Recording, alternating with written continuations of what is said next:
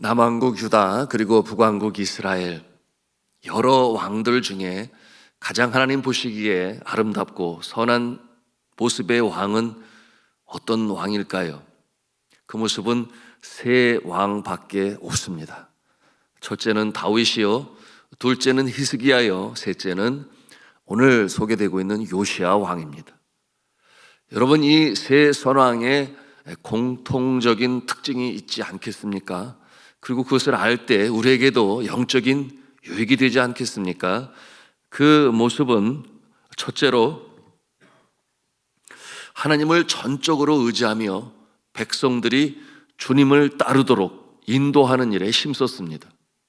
그런가 하면 둘째로 종교 개혁을 통해서 우상 숭배를 없애고 율법의 권위를 회복시켰습니다. 그리고 셋째로는 하나님의 계명을 지키고자 무던히 애쓰고 노력했습니다. 우리도 이와 같은 모습이 되어야 하겠습니다. 오늘 역대하 34장에 소개되는 이 요시야 왕은 8살이라고 하는 아주 연소한 나이에 왕위에 오르게 되었어요. 왜냐하면 아버지 왕인 이 아몬이 즉위한 지 2년 만에 그만 죽었기 때문이었죠. 그 아버지 왕은 우상 숭배를 행하며 악행을 저질렀습니다. 결국 보다 못한 신하들이 왕의 반대편에 섰고 왕을 살해하기에 이르렀던 것이에요. 그리고 또한 왕을 죽인 신하들은 소위 땅의 백성들이라고 그랬어요. 그들에 의해서 제거됩니다. 그 격변하는 상황 중에서 이 8살의 연소한 나이에 요시야 왕이 왕으로 옹립됩니다. 여러분, 이 요시야는 남왕국, 북왕국 전체 다 해서 39명의 왕들 중에 그 연소한 나이로 보면 이 두 번째로, 요아스에 의해서 두 번째로 이 어린 나이에 왕이 되었던 것입니다. 연소하다고 해서 나라가 어려움에 처해 있는가? 말씀해 보니 그렇지 아니했어요. 요시야는 31년 동안 나라를 잘 다스렸습니다. 여호와 보시기에 정직히 행하였다 했습니다. 그러니 하나님께서 그 나라를 부강하게 하셨어요. 여러분, 이와 같이 하나님 보시기에 아름다운 모습으로 행했던 이유가 있지 않겠습니까? 이제 오늘 그 내용을 우리가 함께 살펴보기 원하는데요, 우리 3절 상반부에 보니까 뭐라고 기록했는가? 아직도 어렸을 때, 곧 왕위에 있은 지 8년에 그의 조상 다윗의 하나님을 비로소 찾고 라고 그랬어요. 그러므로 그는 그처럼 어렸을 때부터 하나님을 구하고 찾는 사람이었습니다. 그리고 3절 중반부에 보니까 또 어떤 내용이 있는가? 제12년에, 그러니까 그의 나이 20살이에요.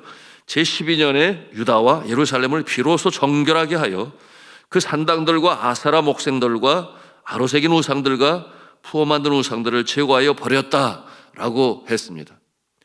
뿐만 아니었어요. 4절과 5절에 보니 하나님을 기쁘시게 한 그의 행위들이 구체적으로 기록되어 있습니다. 우리 함께 4절 5절 말씀을 읽겠습니다. 시작.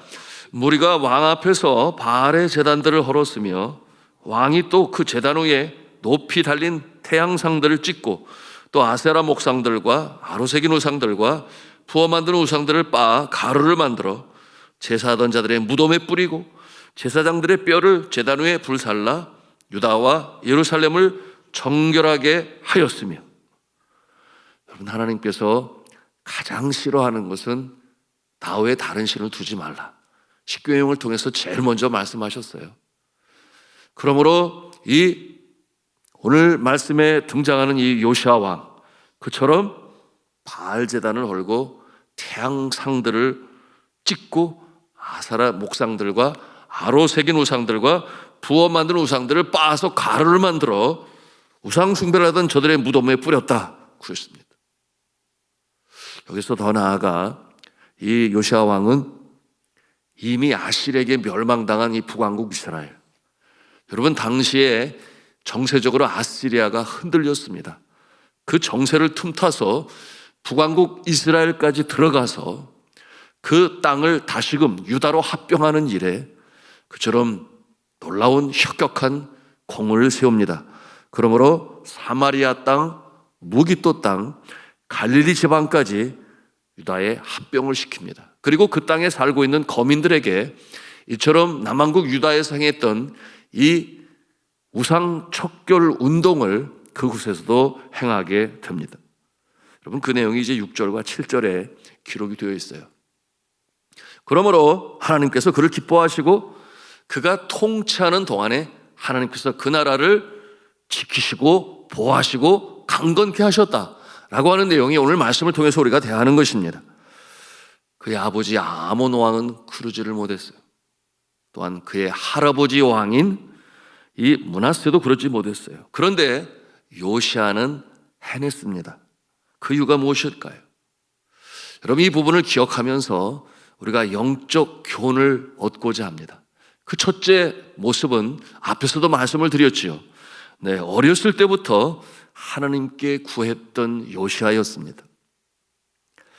역대하 34장 3절에 보니까 아직도 어렸을 때 하나님을 구하였다. 여기서 이 구하다라고 하는 이 단어는 히브리 성경 원어에 보니 다라시라고 하는 단어를 사용했는데 그 뜻이 열정적으로 알려고 힘쓰다, 또한 상담하다, 그런 뜻을 가지고 있습니다. 이 요시아는 어렸을 때부터 매사에 하나님의 뜻이 어디에 있는가 그것을 알려고 구하고 힘쓰고 애썼다라고 하는 것입니다. 오늘날 이 시대에 이 대학 입시 위주의 교육, 여러분, 이 학교 교육은 자라나는 아이들에게 사람의 본체인 영혼의 창조주에 대해서는 침묵합니다. 관심도 없어요. 하나님께서 원하시는 나라가 어떠한 나라인지에 대해서 여러분 가르치려고 하지도 않습니다. 종교 교육을 학교 교육에서 배제시켰습니다. 그러므로 이 신앙교육의 중요성을 안 이제 대안학교들과 기독교 학교들이 심지어는 정부의 지원을 받지 않아도 우리는 신앙교육을 유지하겠다, 자율형 사립학교가 바로 그 같은 모습이라고 할 수 있겠어요.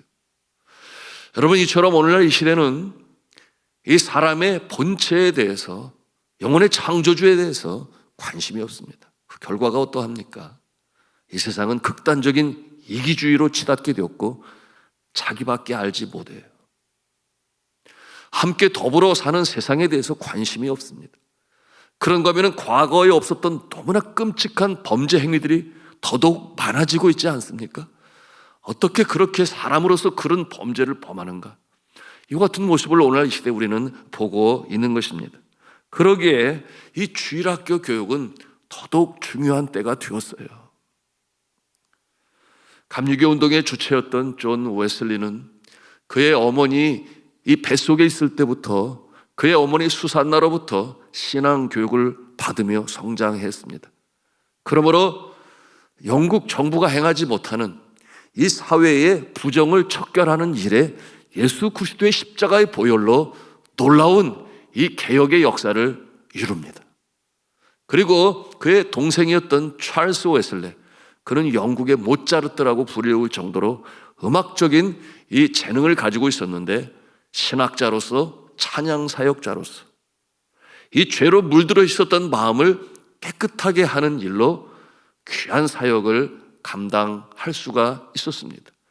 여러분, 어릴 적부터 이 신앙교육은 이처럼 너무나 중요한 것이죠. 여러분, 이처럼 이 신앙교육은 너무나 중요한데 오늘날 이 시대에 이 죄악 가운데 묻어있는 모습, 여러분, 세상은 알지를 못해요. 아무리 세상의 법이 훌륭해도 여러분, 사람의 본성, 그 죄성이 해결되지 않고서는 아무리 훌륭한 이 법이라 할지라도 그 또아리를 틀고 있는 죄성을 해결하지 못하면 소용이 없는 것입니다. 얼마든지 법망을 피하고 자기들끼리 원하면 법을 고쳐서 가면서까지라도 여러분 자신의 이 욕구와 이 욕심을 추구하는 그와 같은 모습들을 우리가 얼마든지 볼 수 있습니다. 여러분, 오직 예수 그리스도의 십자가의 보혈만이 우리의 본성의 죄성을 해결하고 여러분 심령을 변하는 능력이 있으니 예수 그리스도의 복음만이 이 세상을 변화시킬 수 있다 믿으시기를 바랍니다. 여러분, 이처럼 어릴 적 신앙 교육 요시아가 그러했습니다. 우리도 마음에 담아야 할 영적 교훈입니다. 그런가 하면 두 번째로 우리가 발견합니다. 요시아 왕은 성경으로 돌아가고 말씀을 행함으로 말씀을 기준으로 삼았어요. 오늘 성경 본문 역대하 34장 31절 32절 말씀 우리 찾아가 같이 읽겠습니다. 시작. 왕이 자기 처소에 서서 여호와 앞에서 언약을 세우되 마음을 다하고 목숨을 다하여 여호와를 순종하고 그의 계명과 법도와 율례를 지켜 이 책에 기록된 언약의 말씀을 이루리라 하고 예루살렘과 베냐민에 있는 자들이 다 여기에 참여하게 하며 예루살렘 주민이 하나님 곧 그의 조상들의 하나님의 언약을 따르니라. 아멘. 그가 성전을 새롭게 청결케 하고 보수할 때 율법 두루마리를 발견하게 됐어요. 오늘 말씀에 나오는 이야기인데요. 그 율법 두루마기 성경책을 보게 되었어요. 그리고 그 말씀을 통해서 그는 알게 됐습니다. 왜 아버지 왕 때 그렇게 큰 어려움이 있었으며 또 할아버지 왕 때도 그렇게 나라가 참 죄악 가운데 하나님을 아프게 하였는가 하는 것을 그 말씀을 통해서 보게 되었습니다. 왜 고통이 임하였는가? 그 잘못을 지적하고 있는 그 말씀을 통해서 깨달음을 얻게 된 이 요시아는 19절에 보니까 그가 어떻게 합니까? 19절에 보니 왕의 율법의 말씀을 듣자 곧 자기 옷을 찢더라 그랬어요. 자기 옷을 찢더라. 이와 같은 모습은 곧 자신의 가슴을 찢는 이 상징적인 모습인데 회개하였다는 것이에요. 철저하게 회개합니다. 그처럼 말씀의 찔림을 받아 철저하게 회개한 이 요시아 왕은 신하들과 백성들에게도 선포를 해요. 그것이 이제 21절 중반부에 있는 내용인데 뭐라고 그랬어요? 우리 조상들이 이렇게 시작합니다. 우리 같이 읽도록 합니다. 시작. 우리 조상들이 여호와의 말씀을 지키지 아니하고 이 책에 기록된 모든 것을 준행하지 아니하였으므로 여호와께서 우리에게 쏟으신 진노가 크도다 하니라. 이 말씀을 대할 때 우리는 깨닫고 돌아볼 수 있어야 합니다. 작금에 당한 나에게 임한 이 어려움이 왜 임하였는지, 뿐만 아니라 나아가서 뒤돌아보니 나의 부모님의 때에 왜 우리 가정이 그렇게 힘들었는지, 또한 할아버지 때에도 그처럼 고통을 당했어야 했는지 여러분 돌이켜보면서 오늘 말씀을 가슴에 담을 수 있어야 합니다. 여러분, 그와 같은 내용을 보며 요시아 왕이 철저히 회개를 해요. 자신의 모습뿐만 아니라 부모와 조부, 조모의 때까지 거슬러 올라가서 그 내용을 가지고 주님 앞에 회개하는 모습. 여러분, 이와 같은 모습으로 오늘도 이 새벽에 우리가 기도할 때 하나님께서 먼저는 우리의 심령에 새로운 역사를 시작하시고 또한 우리의 가문에 흐르는 여러분 이와 같은 모습에 악한 세력을 꺾으시고 선한 세력으로 복을 주셔서 복되고 귀한 가문으로 세워나가시는 줄로 믿으시기를 바랍니다. 이것이 요시아가 행했던 모습이에요. 여러분, 더불어 나아가 우리의 자손들이 더 복된 인생으로 살아가기 위하여 선대는 얼마나 중요한가라는 것을 또한 우리가 보는 것 아니겠습니까? 우리가 하나님을 경외하는 자들로 똑바로 설 때, 말씀을 준행하며 행할 때 너무나 당연하게 우리의 후손들에게 아름다운 결실의 역사가 나타남을 믿으시기 바랍니다. 그러므로 작금의 상황을 바라보면서 이처럼 주님 앞에 회개하며 나아갈 때 여러분, 슬픔이 변하여 기쁨이 되고 절망이 변하여 소망이 되고 화가 변하여 복이 되는 줄로 믿으시기를 바랍니다. 요시아가 그랬던 것이에요. 그런가 하면 세 번째, 요시아는 절기를 제대로 지켰습니다. 성경에 등장하는 이 성공적인 개혁은 하나님의 백성이 주님 앞에 다시금 마음을 새롭게 하고 또한 그들의 심령과 가정과 사회가 변화되는 놀라운 역사로 이어지게 되는데, 보니까 이 절기를 지키는 것과 아주 긴밀한 연관성을 가지고 있는 것을 우리가 대하게 됩니다. 예를 들어서 느헤미야가 바벨론에서 돌아온 포로들과 더불어 그 수문 앞에서 하나님의 말씀을 선포합니다.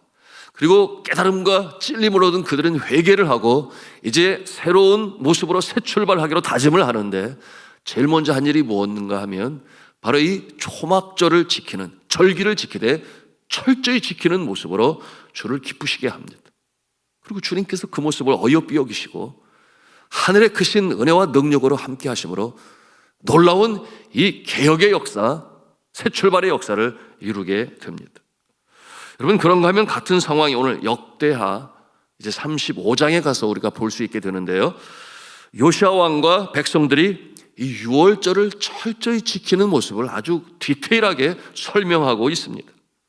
그리고 그 모습을 하나님께서 기뻐 받으시면서 이스라엘 땅이 새로워지는 놀라운 역사를 이제 하나님께서 행하십니다. 오늘 이제 신약 교회를 사는 우리의 모습은 구약 시대에 있는 절기들 중에서 예수 그리스도께서 친히 유월절 어린 양이 되셨으니 유월절 어린 양, 그러므로 유월절을 지키지는 아니에요. 그럼에도 불구하고 지켜야 할 절기들이 있음을 우리가 보게 되는데, 첫째는 예수 그리스도께서 이 땅에 구원주로 강림하신 성탄절을 우리가 절기로 기억하고 주님 앞에 감사하며 지키죠. 그런가 하면 사망의 쏘는 것을 이기시고, 그러므로 하나님의 나라가 임하며 이제는 놀라운 역사로 승리하며 전진하는 그날, 부활절 아니겠습니까? 그러므로 부활절을 저희가 또한 기뻐하며 또 철저히 지킵니다. 그리고 나아가서 여러분이 이처럼 구약시대에 지켰던 수장절이라고도 할 수 있겠고, 여러분 하나님께서 햇볕을 주시고 또한 적절한 비를 주시고 바람을 놓아 불게 하셔서 이 논밭의 곡식들을 추수할 때 여러분 감사절로 주님 앞에 지켜요. 그것이 맥주 감사절이에요. 추수 감사절인데, 여러분 이와 같은 절기를 우리가 철저히 지켜야 합니다. 왜냐하면 절기에는 하나님의 선하신 뜻이 담겨져 있기 때문이에요. 내가 절기를 제대로 똑바로 지켜라. 하나님께서 기뻐 받으시고 여러분 하늘의 신령한 은혜와 복으로 함께 하심을 믿으시기를 바랍니다. 여러분 요시아가 그렇게 행했던 것이에요. 이제 말씀을 마칩니다. 오늘 이처럼 이스라엘 모든 왕을 통틀어서 3명의 선왕 중에 한 사람인 요시아, 그는 어떻게 그렇게 하나님의 사랑을 받는 존재가 되었고 나라를 부강하게 세웠는가, 주신 말씀을 가슴에 담고 실천하심으로 복된 인생이요, 그러므로 나 한 사람뿐만 아니라 축복의 통로가 되어 많은 사람들에게 선한 영향력을 비치는 복된 하늘의 성도가 다 되시기를 주님의 이름으로 축원합니다.